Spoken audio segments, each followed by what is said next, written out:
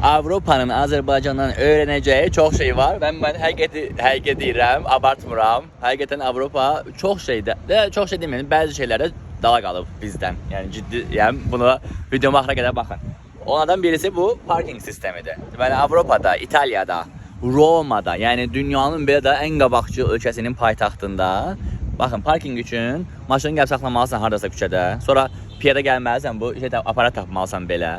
Bu aparata nəqd pul çox yerdə yalnız qəpik götürür və yaxud nəqd pul götürür. Bəzən o yeni dəyişiblər, artıq kartla ödəmək olur. Ödəməlisən, print eləməlisən, kağız çap olunmalıdır. O kağızı götürməlisən əlinə, gətirib qoymalısan maşınına. Misal üçün burada maşına burada qoyublar və orada saat yazılıb ki, filan saata qədər ödəniş eləmisən. Və ondan sonra sən artıq çıxıb gedə bilərsən maşınından. Gör nə qədər iş olur. Gör nə qədər dalda qalıb. Bu nə olan şeydir? Belə aparat quraşdırıblar şəhərdə. Həm eybəcərdir, həm yəni nəqd pul xərcləməlisən, həm kağız çap eləməlisən. Nə oldu bəs təbiətin qayğısına qalmaq? Məncə az parking, sizi burada mən etiketləyəcəm.